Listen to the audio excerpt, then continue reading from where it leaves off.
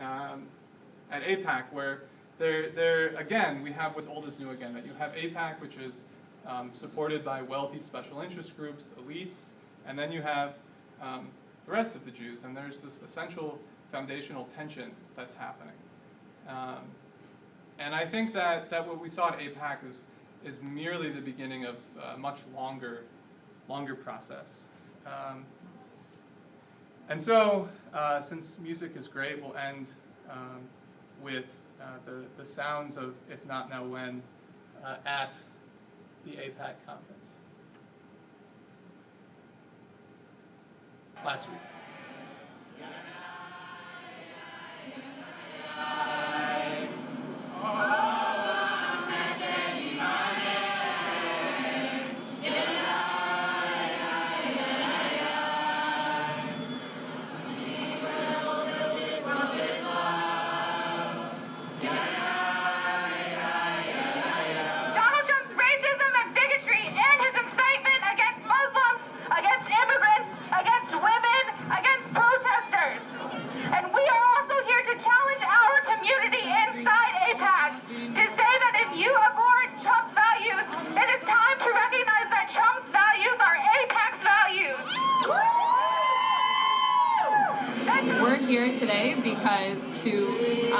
To protest the racism and bigotry that Donald Trump has been promoting, and to also protest the racism and bigotry that are at the core of the policies that AIPAC supports and promotes.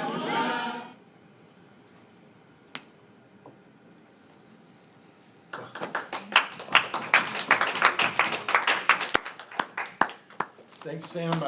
You probably can field your own questions, but I just want to thank you for a really provocative presentation. Do you think that the growing discomfort with Zionism in liberal sides of Judaism is related to the discomfort with Zionism among the Haredi community? No, I don't think those communities have enough overlap for that to be a thing. Although you will see a lot of the non-Haredi communities sort of sometimes justifying their anti-Zionism by saying, well, the most religious Jews are not Zionists. So, yeah. I could ask you probably 100 questions, but just maybe one point where you said driving a wedge between Jews. It may be a false assumption that there ever was a unity among Jews, and the Holocaust, or remembering the Holocaust, is really the only unity among Jews. Maybe like African Americans, the real only unity is fighting racism, and not even to say. It used to be free in Soviet Europe. I'm not so clear that Bernie Sanders is actually getting traction among young Jews. He's getting traction among young people, and maybe even a further complaint is really Bernie Sanders is expressing Jesus Christ. He's expressing essential Christian ideas, not actually Jewish ideas, and saying I wouldn't classify myself as a Jew for Jesus, but when I like hearing what Bernie Sanders says, really he's saying Matthew, he's not saying Moses. Well, I think that's assuming that the only Jewish ideas are ideas that are based in Talmud or Torah, when there's Jewish ideas that are based in the Jewish culture as well, and I think that's sort of that's the nuance there, for what it's worth. I want to thank you for what you said, because I understand my children better.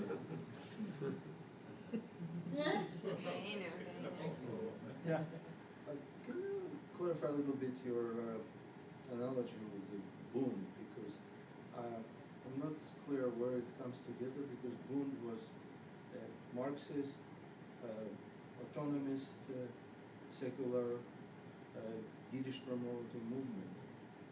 Which of the above applies to what you just presented?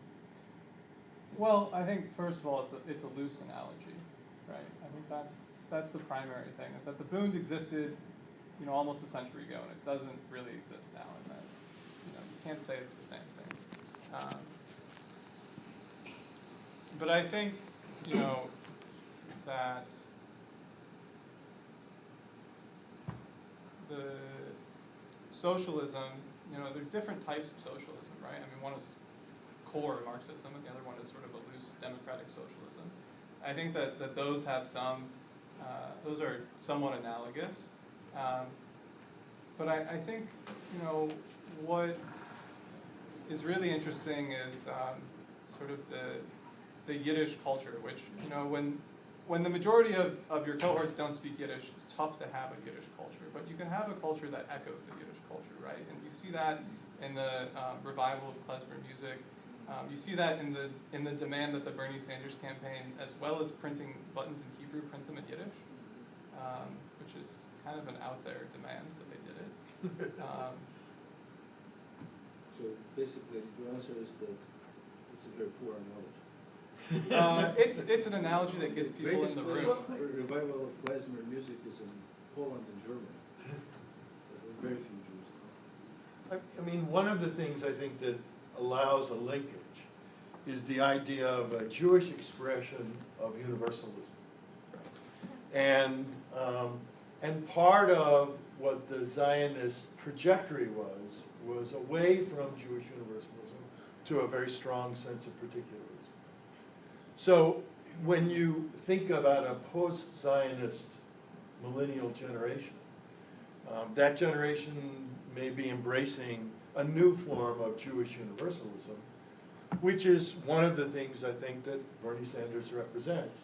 And sometimes he's criticized by Black Lives Matter activists for his inability to understand the particularity of racism because he expresses this notion of universalism. So that would be one way that I see the linkage. Certainly, given the historical moment of, you know, in Europe of the late 19th or 20th century, there's so many differences, obviously. But that sense of universalism, I think, is something that I sense from Sam's presentation. Bund was not a universalist movement. No, that's what. Jewish autonomist movement, and as Plekhanov once put it in a famous tweet, that Buddhist Zionists were afraid of seasickness. So, I couldn't trace the source, but I don't know, but it's ascribed to him. So I think it's a very important point. If you're trying to draw parallels or connections to some historical movement, and I agree that the context differs, and you can see how movements adjust and transplant itself, but I'm just saying that in what you presented, there's not even a loose connection. Yeah, I would have said instead of Bundism, which I agree is, you know, has a much stronger sensibility than Jewish socialism, or certainly Jewish Bolshevism or Jewish anarchism at the in the 20th century. All of those could be represented by kind of Yiddishkeit, but at the same time, those were stronger senses of Jewish universalism than Bundism. Absolutely. So, but What Fran said. Well, thank you, first of all. This was really great. I especially like the part about the cognitive dissonance. Help me a bit to understand how so many young Jewish people are getting interested in movements like Occupy Wall Street, getting interested in socialism, because in a sense they're sort of those conversations aren't being allowed to happen in the formal spaces like Hillel, and they're being pushed into groups with broader agendas. So that's interesting. I didn't think of that. But I want to get back to this point about the book because, you know, it's in the title, and my hope coming into this was like, please don't let this be all about Israel. And not because I have a firm stance on either side, but because to me the Bund at best had a kind of ambivalence. And this is all pre-Holocaust, which changes everything. So of course these aren't apt comparisons sometimes. But if you look in the history of the politics, the internal politics within the Bund, it really had to do with core issues like labor rights, workers' rights, human rights, and only tangentially, and when conflict emerged, about opinions over Zionism. So I guess my question becomes, if you say from the Bund to Bernie Sanders, how has that conversation changed? You know, how are young Jewish people who are getting interested in Bernie Sanders thinking about the labor movement? How are they thinking about the decline of the power of labor unions. Some people might think that the kind of failure of labor Zionism, the kibbutz movement. How are young people today thinking? Are they revitalizing their thoughts about, Bundism, Jewish socialism? Well, I mean, I think, Justin, I think that's a really interesting question. And I don't think anyone's done the right kind of research to actually answer it.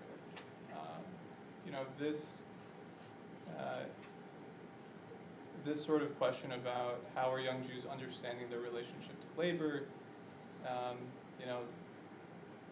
that requires a research project. And I think that it's an interesting one. And so, but you asked about the sort of cognitive dissonance around Israel, and I was also, like you, resistant to having too much Israel in this presentation, and I just sort of ended up with more than I wanted in there. But I think that's because the politics of Israel for young Jews,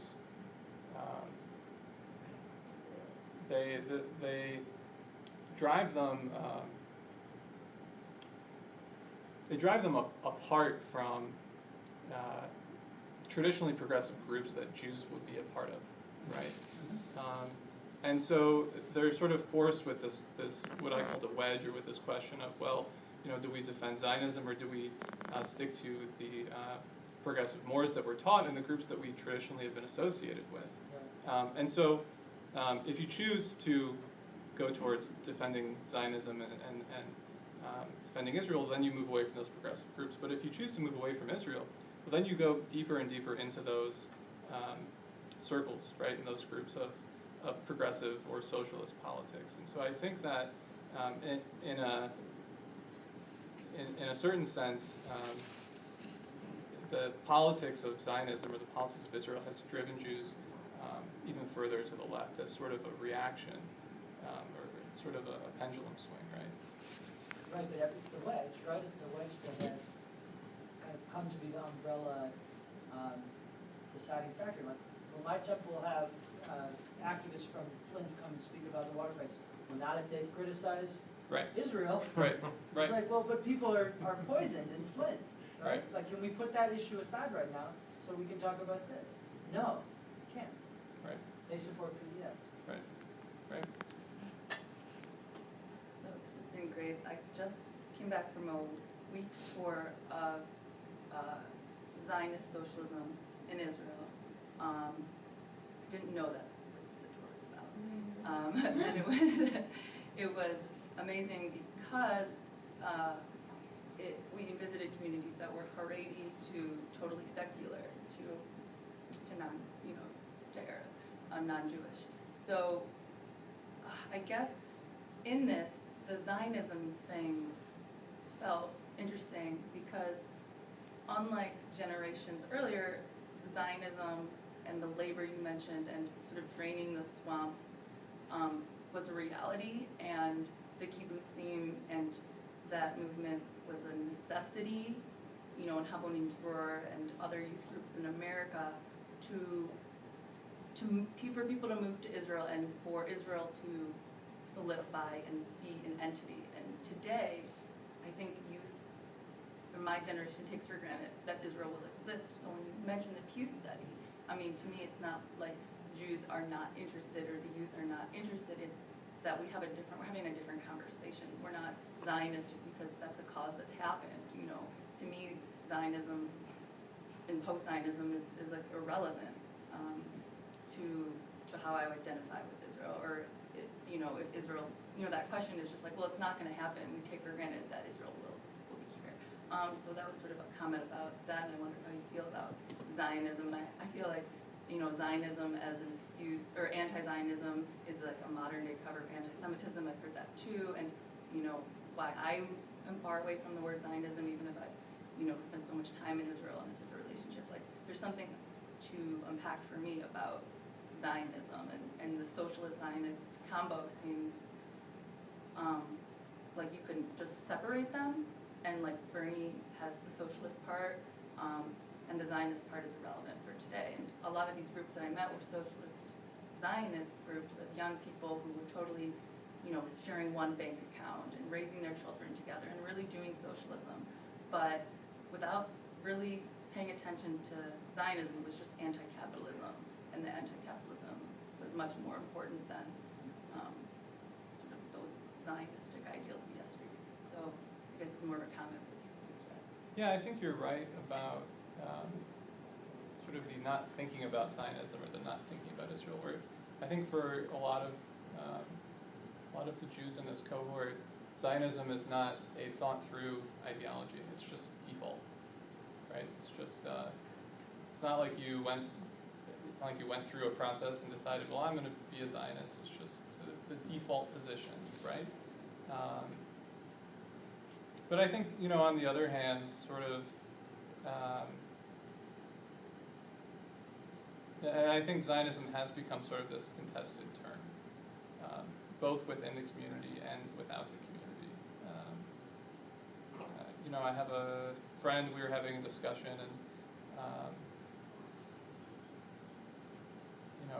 he was saying that this particular person, he's not a Zionist, but he said he hates to use the word anti-Zionist or not Zionist or non-Zionist because it sounds like a slur to him, even though he knows it's not. And yeah, that's a real problem because it can be used in a slur in some ways, but in other ways it is a real political ideology. And so, just in the same way that you can be a communist as a political ideology, or that can be a slur for you, right? So.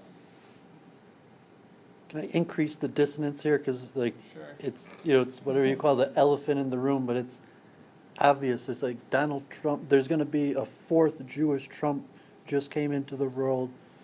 There might be a circumcision with Orthodox rabbis. You might see pictures on the news of Donald Trump with the baby and a circumcision, people in taluses, and the most famous Orthodox Jews and the rabbis there. Well, Bernie Sanders didn't leave any Jewish descendants. Right? Say he has a half son that would, by the state of Israel, halakhically not be considered Jewish, and it's I don't have a comment on it, but it's like that's just the pounding dissonance in it. Like there's 4 Jewish Trumps. Sanders didn't leave any Jewish descendants. Yeah. So, a lot of times when I hear the word culture, there's a bunch of things that go in my head. A lot of them not so positive. Because of the insulated way that culture can be talked about. But I'm really glad that I kept listening and kept thinking, because one of the ways that I see the effect that Zionism and the existence of Israel had, you can always ask this question. I always ask this question, okay, it was almost as if there was the anti-Semitism exists, right? But it was real, and there was a much more real connection. When did it happen that Jewish people started to be Republicans and treated like white people? Because that was a switch, and that definitely wasn't always the case. And the answer that I came up with is the existence of Israel, the existence of that Jewish state, which I'm so glad you pointed out the difference between the different interests within the Jewish community, who has say over that state too, with that.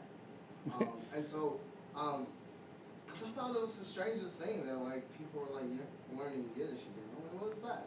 Why would you do that? But it also makes sense because, right? So you're talking about this wedge. So people are starting, what they're trying to is maintain and find their Jewishness, in the absence, counter to, along with the recession, the privileges that once was afforded to a lot of people that no longer is afforded to a lot of people, right? A whole set of people lost a whole set of privileges and benefits through this recession that's made them reconsider their whole world concept, right? Jewish or non-Jewish. And so it makes sense that people are having this struggle and trying to create this culture as a way of like identifying themselves in this new world they find themselves to be placed in. And I appreciate like the ways in which your presentation kind of made that clear, that like search, because it's also clear that people are like, your thing about like Zionism being a default, and no one thought, what does that mean? Like that people are now being like, okay, there are real consequences to all of these like kind of political programs and definitions, that's just the consequence of the internet and also the one world economy, because like 5 years ago, no one could tell you what Europe was, and all of a sudden, like, we know the Euro. Like, like, who knew so much about Greece, like, 4 years ago than we do now? And who thought such a little irrelevant country that half of the people still ask, well, what do they even make? Could, like, be a link in the chain of, like, a worldwide financial meltdown. And so, like, that's an interesting thing to consider and think about, like in the context of this moment, right?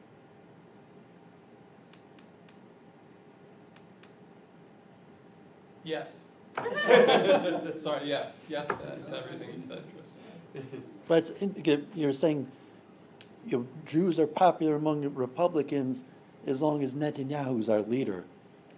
So it's okay, like Netanyahu's been in power for like 20 years. The people, like he was fighting with Clinton 20 years ago. So Jews who normally, okay, I got to push for change in Israel, saying like I'm just going to push for change in America and kind of bystep the Israel issue.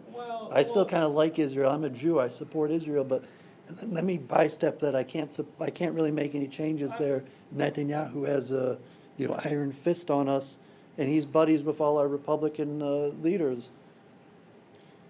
I would push back a little bit on the idea that I think the vast majority of Jews are not identifying as Republicans. Right. Yeah, I mean, I don't really think that's the case.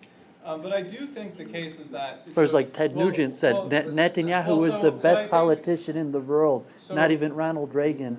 You're saying the guys that typical Jews hate, they're saying Netanyahu is the best politician God ever put on this planet. Okay, fine. So I think, though, that what you do have, and Tristan, what maybe you're reflecting, is that, one by one, if you're counting up people, the vast majority of Jews are not identifying as Republicans. But when you're thinking about who's executing influence, who's controlling Jewish organizations, that group is disproportionately right-wing. You think about, the Sheldon Adelsons of the world, right? And I think that's, one of the, like I mentioned, that's one of the core frustrations within the Open Hillel campaign, which is that you have a small number of donors. I mean, look, so when I was at Michigan, we had an Open Hillel campaign, and so we had a meeting with Hillel, with a couple of staff and a couple of students, and we wanted to have a Shabbat sponsored by Hillel called the Palestine Solidarity Shabbat for a group of Jewish students. And they said no. We sort of figured they would. But the reasoning was not, this doesn't fit in with what we do. It was, well, we have certain donors, and we have to follow certain guidelines to make sure that this organization stays afloat. So I think that in terms of power, the power has shifted very far to the right in the Jewish community because of this wedge, right? So you're not going to run towards liberal values, you're going to run towards Israel, and that moves the rest of your politics to the right as well. Yeah. Tristan made a really good point. While I agree with you that most Jews do not consider themselves Republican, I've never met a Jew who doesn't consider himself white in this country. So there's something about whiteness in Judaism. I do. I always I reject being called white. Even this blue-eyed man rejects being called white. The vast majority of Jews, at least the ones that I know, consider themselves white. Right. Well, right? that's and especially the ones of lighter complexion.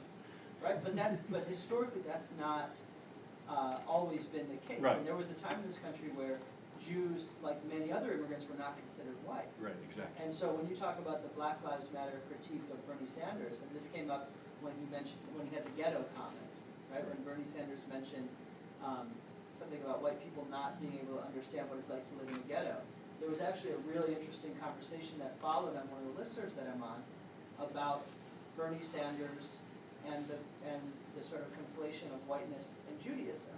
And I think that what we might be seeing here is that Bernie Sanders sort of represents another strain, like you talked about the Bundist strain of Judaism, that is not white and Jewish, right? Like it's the old immigrant, it's the working Jew, before Jews were allowed into white culture, before Jews earned that privilege of being white. And so when he talks in that we're all in this together tone, that's like of another time. And it's compelling to people like me because I look at Black Lives Matter, I look at Occupy, I look at all these movements that are trying to confront privilege, that are trying to confront economic inequality. And I see like a voice from the past that represents another era in which that fight was strong, right? And so it's like it's a real critique that Black Lives Matter makes of Bernie Sanders in the context of today. But 100 years ago, this would have been a totally different conversation. And I wonder if we were able to transport ourselves back, then would a Bernie Sanders running for president 100 years ago, that would have been out of like impossible to even imagine, right? But now like Jews are allowed into white culture, right? So a Jew running for president is not like out of the question. I don't know. But whites are the minority already. Well, that too, but I'm talking about like whiteness as privilege, you know. And that's questionable also. Well, there's a fair amount of literature on how Jews became white, how Irish became white, how Italians became white. All of that, white being a construction, a socio-historical construction of privilege. And so there's literature out there, and it has to do with both in terms of class and in terms of culture. So part of that aspirational movement and part of the embourgeoisement, if you want to use that term, is part of the analysis of how various ethnic groups, who at the turn of the century were not categorized as white. You came over as a Hebrew. That was how you were listed in the census. You came over as a Greek. You came over as an Italian. Not any of those categories were white.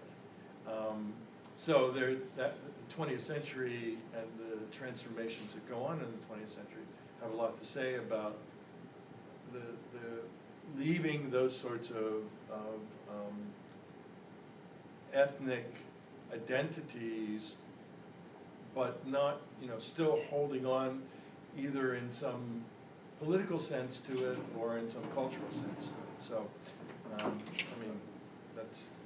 I just one more point I had to make, because if anybody read Hillary Clinton's speech to AIPAC, which could have been written by AIPAC? Benjamin Netanyahu's speechwriter, that to me was more reprehensible than anything that Donald Trump said. And I would urge you to take a look at both her speech and then what Bernie wrote in his long presentation. And I think you can also then see the difference between what happened to AIPAC's representation of what I consider to be Israel idolatry, not in the same way maybe as the certain elements of the, of let's say the Haredi, right? Is that the? Yeah. So, but I think that it warrants close reading because of ways in which it distinguishes Bernie Sanders' sense of Jewishness and what has become AIPAC's vision that Hillary Clinton so clearly hewed to. I think just because of time, say thank you to Sam and So- Guy